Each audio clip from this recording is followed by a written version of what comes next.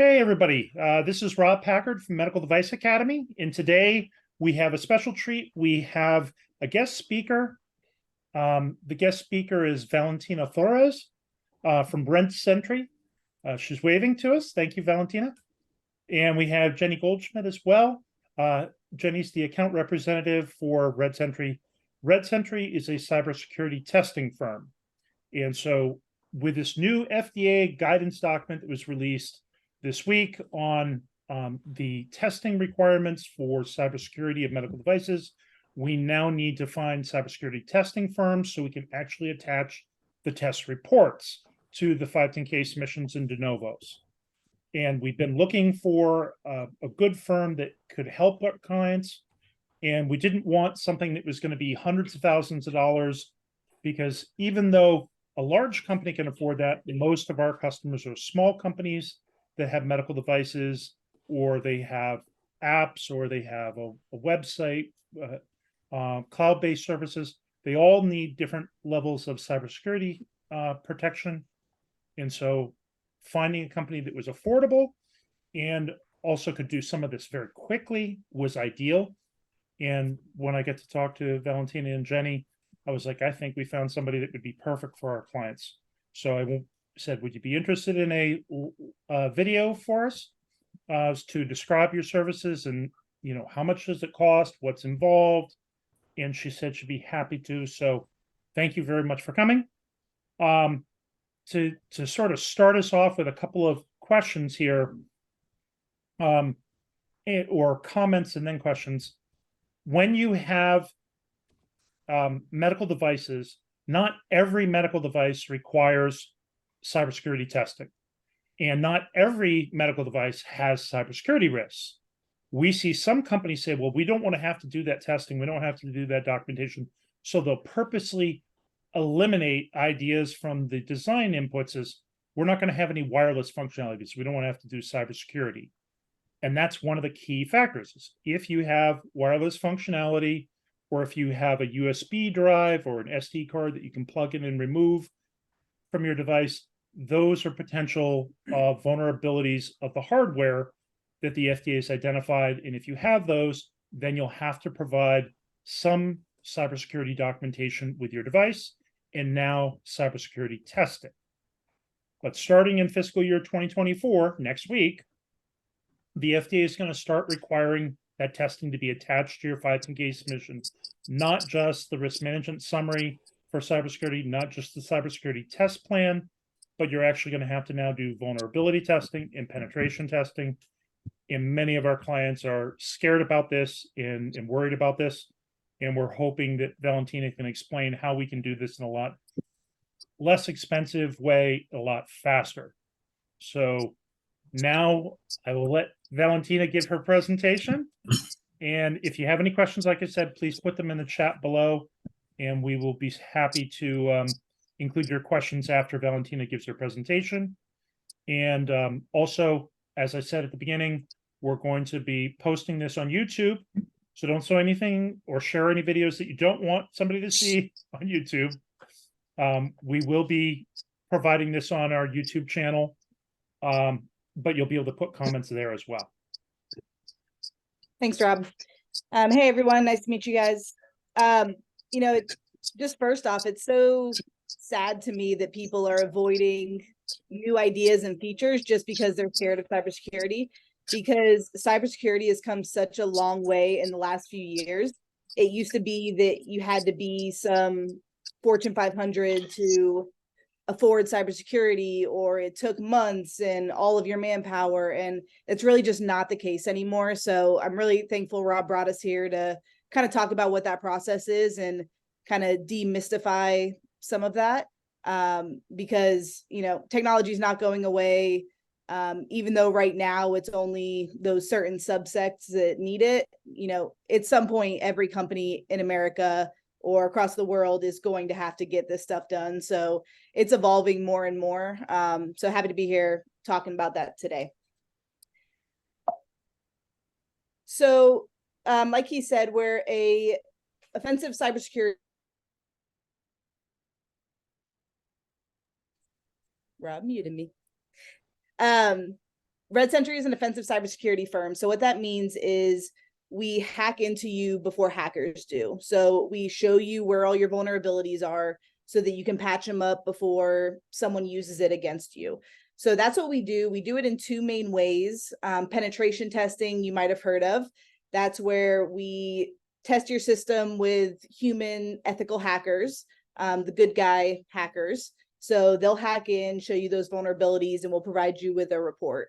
The second way is vulnerability scanning, which is more of like a platform-based, continuously running in the background, checking your environment for vulnerabilities.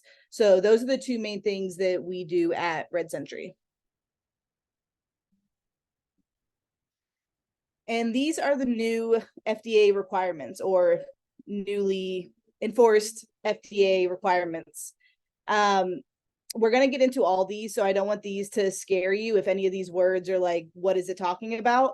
All you need to know is that we can do all of these with a very simple engagement, specifically looking at your industry and what you guys need. So these are what they're requiring: attack surface analysis, vulnerability chaining, all of these things. Those are all included in a standard engagement that we'll talk about here at the end. So healthcare, I mean, if you guys have seen the news, you know, healthcare has been hit so hard recently by hackers, and even just like the past few years, especially, but it's only going to continue. If you look at 2022, 52 million people had their private health information exposed, and that was in over 700 breaches. This month alone, we have over 1,500 new vulnerabilities that have been discovered. So CVEs are common vulnerabilities and exposures. And that means that in this month, 1,500 brand new ones that never existed before this month are now there. Yesterday, 30 brand new vulnerabilities were discovered. So that part right there is really where the vulnerability scanning, the continuous testing, that's where that really comes into play, because it used to be that you would get a pen test once a year and then, you know, not worry about it for a whole year. But we just don't have that luxury anymore. Cybersecurity and hackers are just evolving so fast. And 70% of attacks come from known vulnerabilities. This is really important because there's kind of this myth that I have to protect my company from this brand new exploit that hasn't been discovered, and you know, the big ones in the news, when really the vast majority of attacks come from things we already know about, that scanners are already testing for. So if we can keep those things patched up, we're already like leaps and bounds ahead of where we were, you know, before that. Jenny, if you can keep an eye on the chat and then just let me know if someone has questions. I see it ticking away down there. Yes, sorry. So for healthcare specifically, cyber attacks have gone up 400% since COVID. I mean, you all know that everything's more virtual than ever. And what we don't want to do is revert. You know, we want to move with technology. We want to keep advancing. But with that comes more vulnerabilities. And that doesn't mean we should run away from that, but we should just incorporate more cybersecurity into our daily thinking, really. So how are they getting into healthcare specifically, devices, everything? These are kind of the three main ways that hackers are getting into things right now. Phishing is one. I mean, we've all heard of phishing, and like, you know, where they send the fake email and have you click on a link, things like that. Humans are always going to be the biggest vulnerability. It's not your technology, it's not the software, it's human beings, and that's just a fact. Misconfigurations. So what that means is something in your device or app is just like slightly misaligned, and that allows hackers to get in through that misalignment. It could be settings, it could be anything. And then brute force is just old school, you know, banging on the wall, trying to guess passwords, things like that. And then what are they doing once they're inside of your environment, whatever that environment is? One big thing is denial of service, which means they're basically making your device or your app, ineffectual. It doesn't work. Ransomware is huge, and we're seeing ransomware on smaller and smaller companies now. It's not just the big, all right, I'm going to go ransomware Equifax. What they've discovered is instead of spending years trying to get into one large company, I can spend 5 minutes and break into 200 companies all at once. So ransomware is getting really big for startups, small companies, under 100 employees. We're seeing a lot more ransomware. And then data leaks. And I think this is one of the biggest hurdles with healthcare specifically, is you guys have access to so much sensitive data, and just data in general. It doesn't even have to be sensitive. There's just a lot of data in healthcare, medical devices, everything. So data is officially worth more than gold. It hit that a few years ago. So data is often what they're looking for.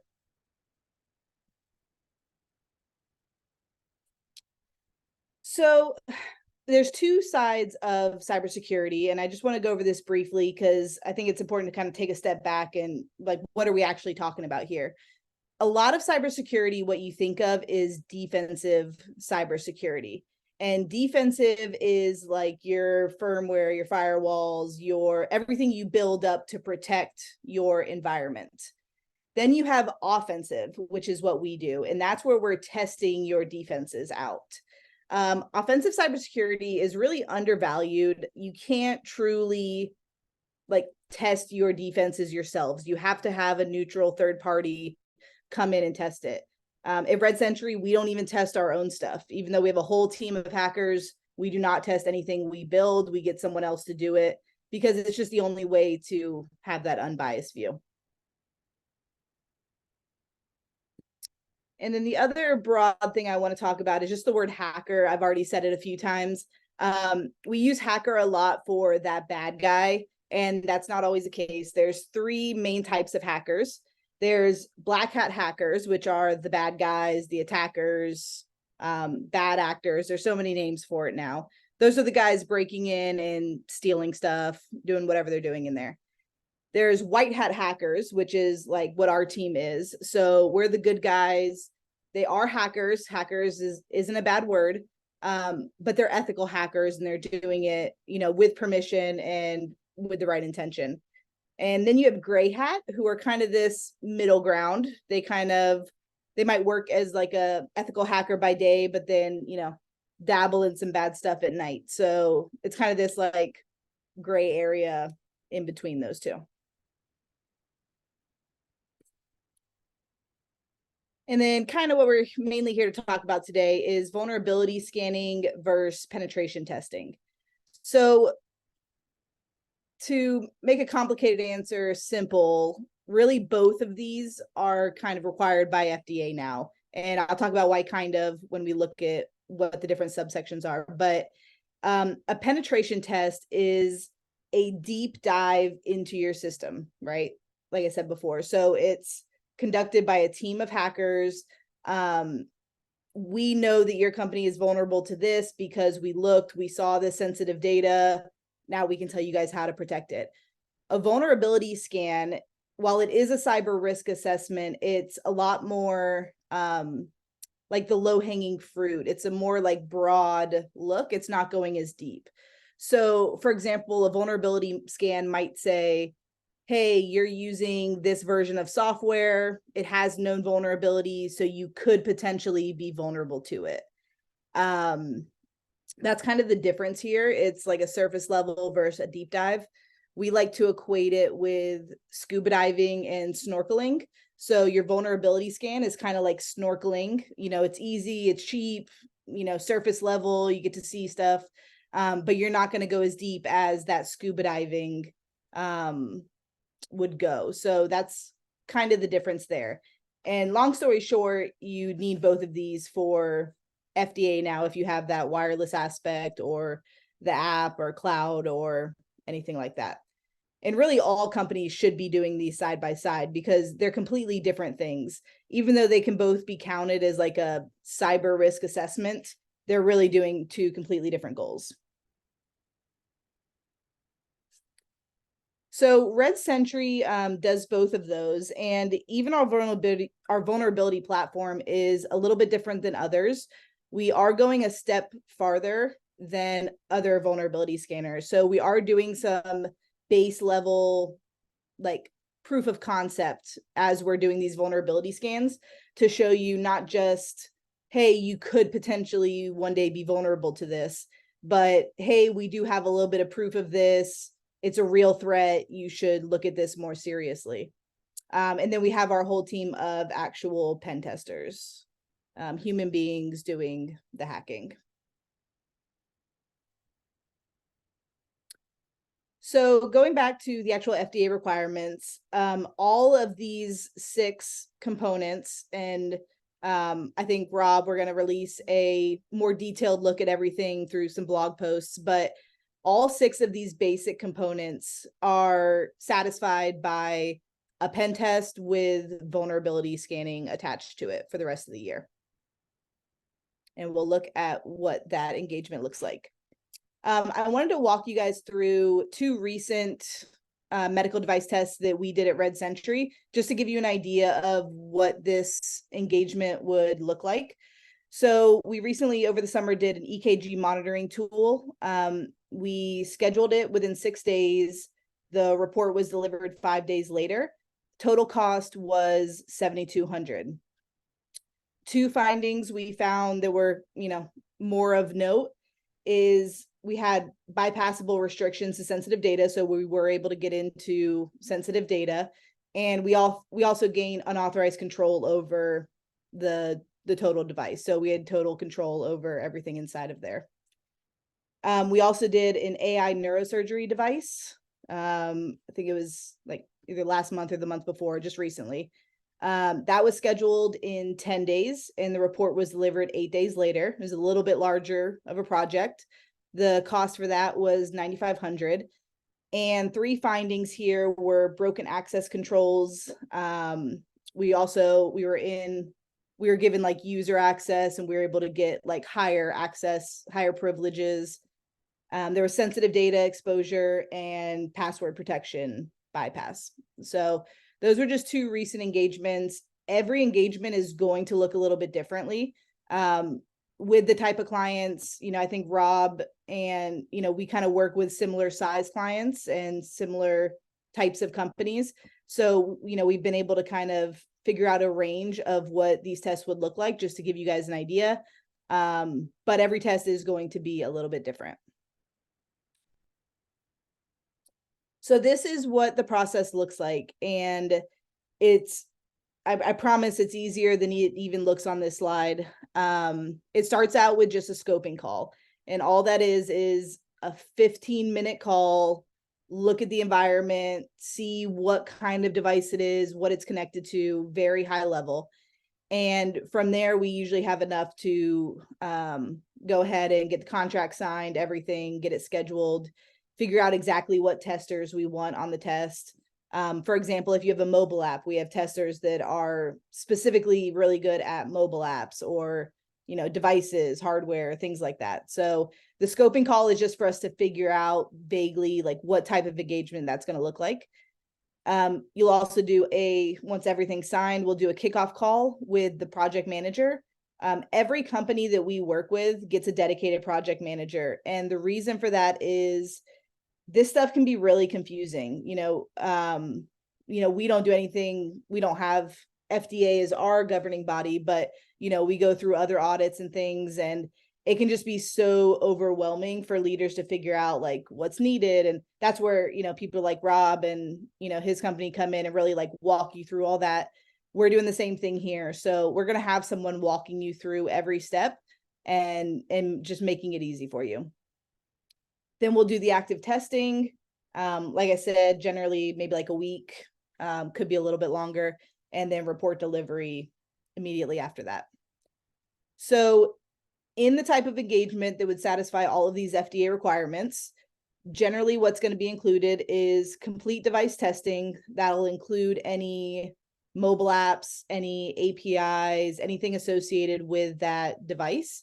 And it will also include 12 months of vulnerability scanning. So it's kind of like FDA medical device bundle that's going to satisfy all those requirements. For this budget, probably 7,200 to 9,000. I know, we're a small business as well, so we understand cost, and I know that even that number, can be high for some businesses. But like Rob said earlier, sometimes these are quoted at $100,000 or $50,000 for these tests. So, this is very affordable in this market. And I think over the years, as cybersecurity is evolving, I think this will get, more and more affordable as we go. And then how long does it take? 5 to 9 business days generally from start to finish. This is kind of what you'll submit as your documentation. So you'll have your actual report that you can send. You'll get an attestation letter. This is not only helpful for FDA, but anyone you're working with, vendors, anything that ask about your security posture, you can send them just this attestation letter. It doesn't have any sensitive data. It just tells them that you get penetration tests.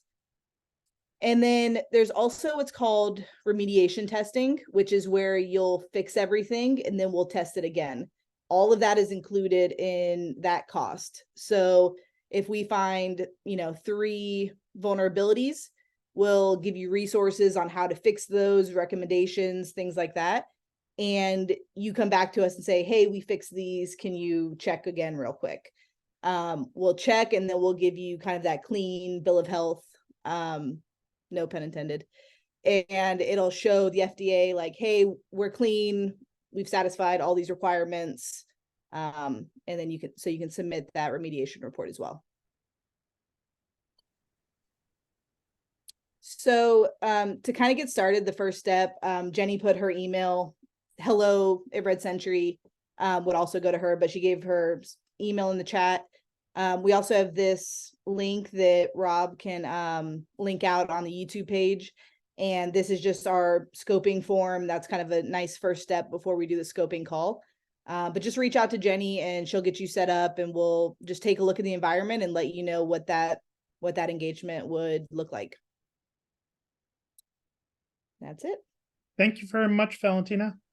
You stopped the sharing. So why don't we go through a couple of questions that we had in advance, and then we also have some written down that were in the chat. So my first item was, many of our clients are developing mobile apps.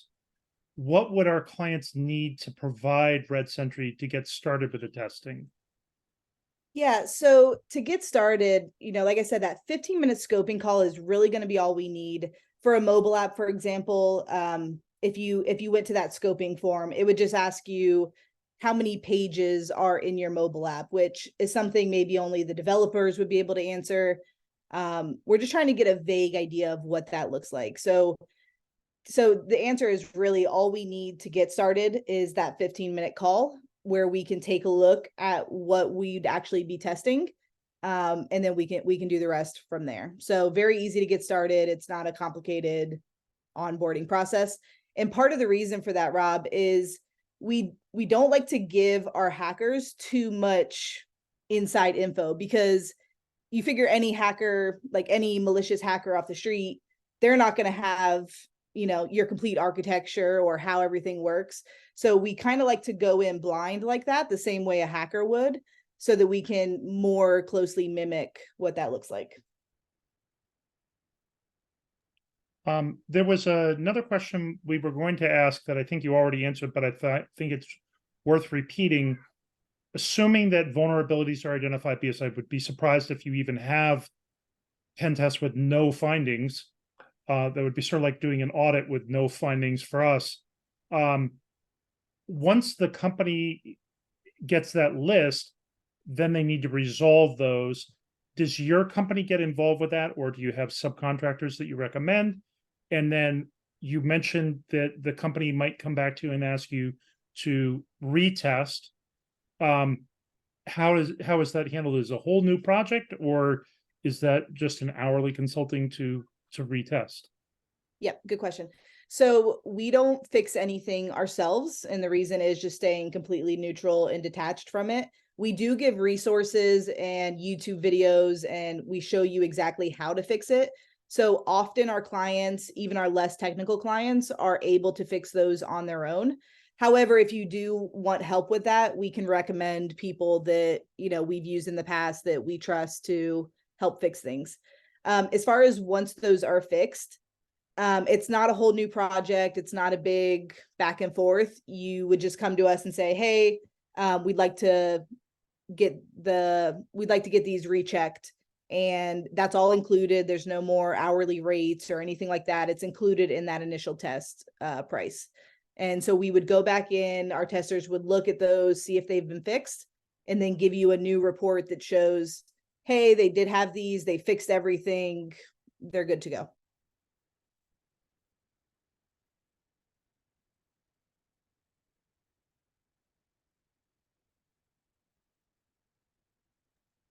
Rob, you're on mute. Rob, you're muted. Thank you. In the FDA's cybersecurity guidance, they require that manufacturers provide a software bill of materials, and they define SBOM as a list of software components that includes, but it's not limited to, open source, off-the-shelf software, custom software products. Can you explain how the software components and from the other companies impact software security overall? Yes, and that's actually a great question. More than probably even your own device affects your cybersecurity. I think so. In 2022, 60% of cyber attacks came from third-party vendors or software. So what hackers have realized is, instead of trying to hack into this one specific company, I can just hack into this overarching vendor that is providing it, like has access into, you know, 10,000 companies all at once. So supply chain, third-party vendors, software is extremely I don't want to say dangerous. I mean, it is dangerous to your system. I don't think you should stop working with all vendors, but it's really important to make sure that the people you're working with and the software you're including is like security conscious. So something that everyone in here could do for free that would greatly impact your cybersecurity posture is making all of your vendors do, you can download like a vendor questionnaire or security attestation letters, and it basically just makes sure that everyone you're working with is doing their part in cybersecurity. On that particular note, somebody had asked in the chat if they were providing an SDK for a customer, so no hardware, but just the software that they were going to incorporate into their system. They asked, what would they need to provide the FDA? And if you were providing an off-the-shelf software as a medical device and getting it separately cleared by the FDA, you would have to provide all the same things that any other medical device company had to provide. But if you're providing a off-the-shelf software that they're going to incorporate into their device, your customer is going to have to provide that documentation.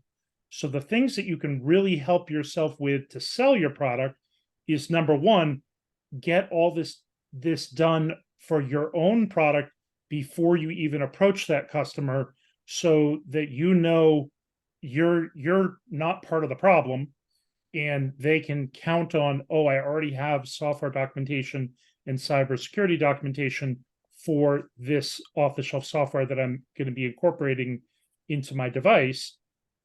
And it's just like Valentina was saying, we have, for supplier approval, supplier qualification, we send out questionnaires. We ask for ISO certification. We now need to modernize what we're doing and start saying, I need you to do a security attestation.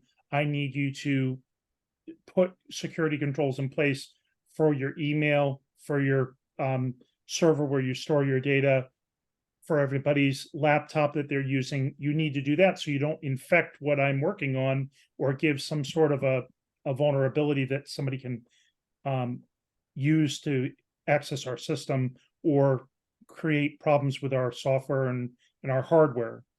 So it's not really a question, but this is things you can do as a supplier to other medical device companies. Do you have other recommendations, Valentina?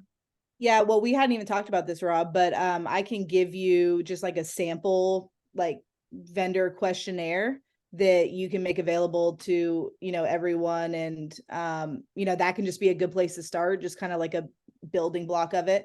When you mentioned, their potential customers or partners requesting this, we get that all the time. Someone comes to us and is like, hey, I'm trying to close this deal, but now they're requiring a pen test. We need it tomorrow because we can't close this deal without it. So we get those really last minute ones all the time. So it's definitely better to get on the front end. And then I've also seen where companies that are doing it a little more proactively use that as part of their sales pitch, because people are not talking about security enough in their sales pitch. But if you include that, like, hey, one difference between me and my competitors is we take security seriously, we take your security seriously. These are the things we're doing. That really goes a long way in that process as well. Okay. Somebody had asked a question about the frequency of scans, and the comment was made, I think, by Jenny, that could be weekly, it could be monthly, it could conceivably be every day if it was automated.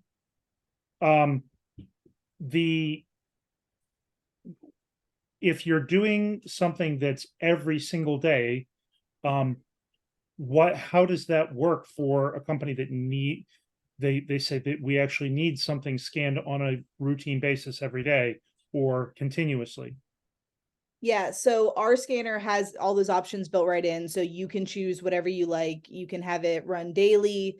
You can have it, send you the report daily if you want. You can have it quarterly if you want it. We have some, specifically in healthcare, we've had some people that only want to do it on weekends or at 2 a.m. So it's completely configurable, whatever works for your company, your use case. So it sounds like very similar to security assessments on your laptop or your PC. You're going to do the same thing. You schedule how frequently they do the search. Yep, we recommend at least quarterly. Monthly is what we like to see everyone do. And then if you're okay with daily, I mean, that's even better. Okay. Is it a cost issue or is it just a resources issue? Neither. Hardware Yeah. and software. No, it's all the same price. Everything's included. You can have it however often you want at the same price, included in that engagement that we talked about. It also doesn't impact your system at all. You won't even know we're in there. We've had clients before where like their like dev leader has implemented it, and then their team had no idea that we were in there for like months. So you won't know we're in there. It doesn't affect anything like that. Some people just have preferences on how often they like it to scan. Somebody asked a really good question about if I'm developing a device, what do I have to provide you? And I think they were specifically talking about something that has hardware. And I had talked to you about sensors, like wearable sensors. Of course, if it's something small and inexpensive and it's far enough along in development, I can send it to you. That's one thing.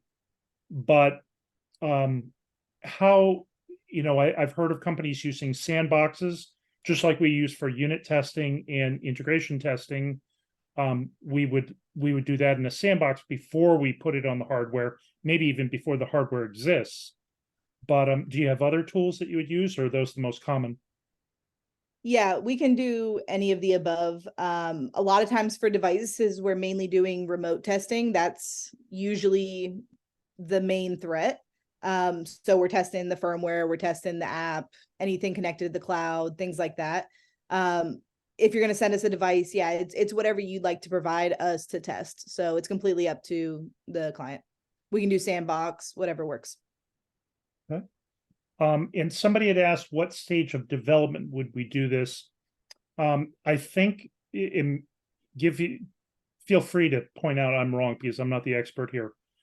You are, but when we have software development, we recommend people that they do this during the very early stages of development, because you really need your software development program ahead of your hardware development.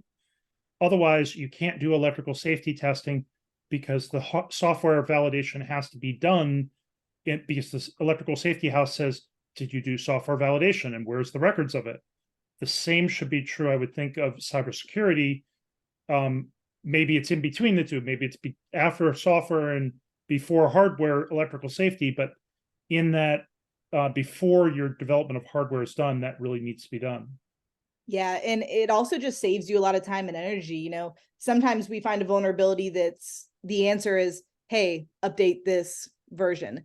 But sometimes it's, the way something is configured, and you don't want to have to go back and rework all of everything you just did to make it secure, because you're probably just not going to do it, or, we're going to find some like workaround. So the earlier you can get it into the process, the better. Now I know, realistically, we're not going to get a pen test, every week of development. So I think it's kind of a balance. Where is your product far enough along? Where is the software far enough along where it makes sense to go ahead and get that initial test? And we've had companies where it's almost like incremental, like they'll come to us for kind of an initial small assessment. And then a few months later, when they're doing like a full launch, then they'll come to us again. So, it can be incremental like that as well. Somebody had asked about, you assume that a hack comes over the internet. Do you also look at the local BLE vulnerability? Yeah, so we look at everything. A lot of our testing, and if you want to hop up whenever we do that scoping call, we can also have one of our team members come on and like talk a little bit more about the actual tests they're doing. It's just that the vast majority of our findings come from that remote angle. But yeah, we look at everything. We had a question in here about S-bumps, but I think we got to table that and come back with an answer. It's a very active chat. I love it. Yeah, it's Can't even keep the participation by the audience really makes it key. Yeah. And if somebody wants to unmute themselves, I muted everybody so we wouldn't have it interfering with the recording. But now that we're in the Q&A, feel free to unmute and just ask a question. You don't have to wait till we get to your question on the list. But here's one. So if cybersecurity is meant to be worth something, shouldn't scanning be integral to development and also be done on a daily basis because flaws are discovered daily? Yes, absolutely. We would love if everyone would implement this as soon as they're developing and have it scanning daily. That's the ideal situation for sure. Somebody mentioned the free trial on your website. You want to explain that? Yeah, so for the actual scanning portion, there's a free trial. You can go in and just see what it finds kind of in your external environment, internal, cloud. So just to be clear, when we're talking about the pen testing, that's where we're testing like your actual device, mobile app, web app, social engineering, whatever that looks like. The scanner is broken up into 3 sections. There's your external environment, which is everything facing the public. There's your internal environment, which could be like your network, your internal network.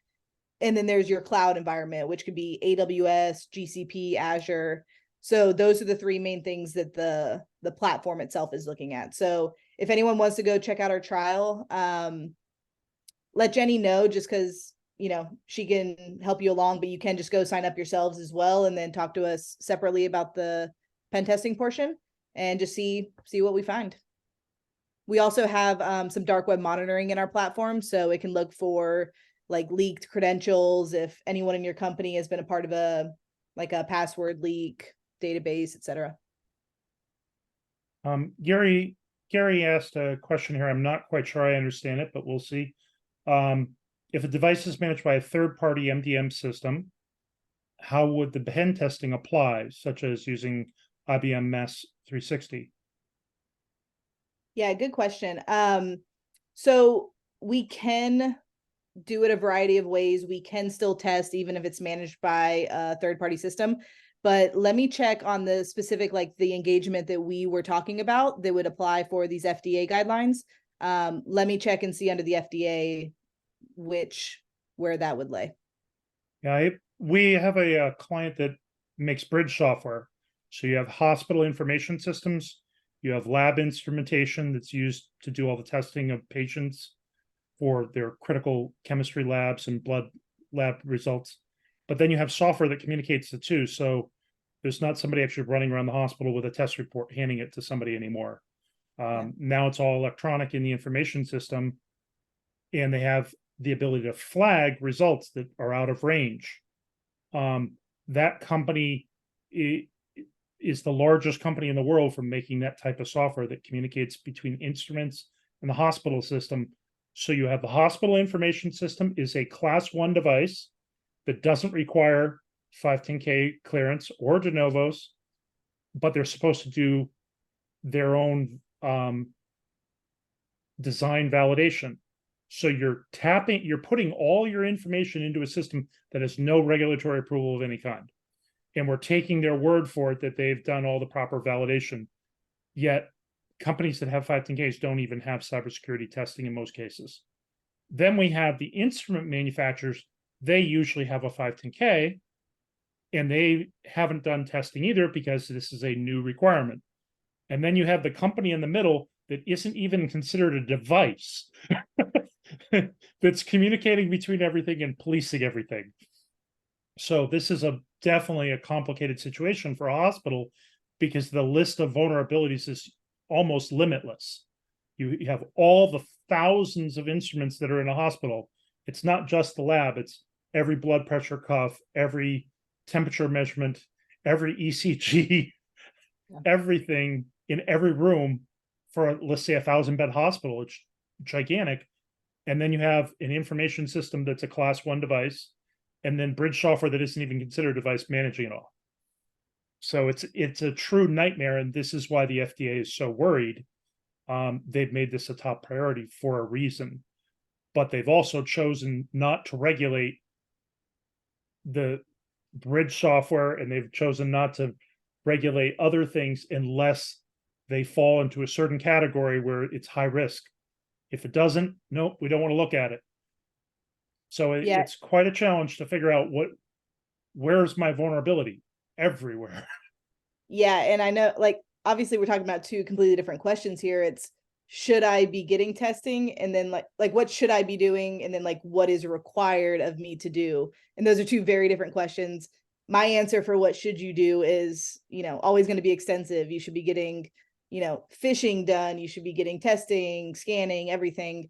And then, on Rob's side of the house, he can, more guide you guys on, this is the bare minimum. These are the requirements. But then also we can recommend these things. And there's an article we published a little while ago about modernizing quality system requirements. And people don't realize the reason why none of these things are requirements in the FDA regulations right now is because the FDA regulations were written in the 1990s. We didn't have risk management. It wasn't a concept. We didn't have software. We didn't have internet. We didn't have websites. You had power, you had batteries, you had a display screen that was really sad, not flat screen. And this is when the regulations were established, and we haven't really changed them since. So now we're jumping into 2023 and 2024, and we're saying, why do we have to change? Because none of this existed. So why do we have to do it? Yeah. It's not just the FDA. Like, I'd say healthcare and education, I think, that we work with are kind of the most like behind the times as far as like what's being required of it. Banks are probably always going to be the front runner. So whatever you see being required of banks is probably going to be required by everyone else in like 10 years. And, it's just an evolving process. And I'm, selfishly, I think everyone in here needs all this testing. So, even aside from what we provide, but I'm happy that more and more companies are getting required to do it, because I think it's the only way that, we as a connected system of different companies, I mean, all of us touch each other now. That's the only way we all become more secure. I think we should probably cut off the video at this stage, because we'll keep on getting questions and we'll be here all day. But if you have any questions, please put in the comments below, because I'm going to post this on YouTube. Just put your comments there below. And if we don't respond to them directly, I'll let Valentina's team know that we have a comment down below, and we'll let them respond, or we'll respond for them. But the comments on YouTube are the best place. And you can share the link with anybody. All the people that register for this, they will get a follow-up email saying, here's the link. And please don't hesitate to share the link with people, because it's a YouTube video. It won't be private. And you will also be able to add comments in the YouTube video. But anybody that signed up for this registration, they're going to get follow-up emails with additional information, because every time we post something on cybersecurity, and we've got several blogs planned and some videos, we will share those with you. You'll also get old content that we have, old being almost 2 years now. So Bhumika did our original cybersecurity training, and she's got a new set of procedures and templates that she's been working on for this new guidance. And so we're going to be releasing that over the month of October. So anybody that wants to purchase it, there's going to be a link below for purchasing our cybersecurity procedures. And we definitely already know some clients that are interested in talking with Red Sentry about the pen testing, because we all need it for these medical devices in the future missions. So thank you very much, Valentina. Thank you very much, Jenny. Yep.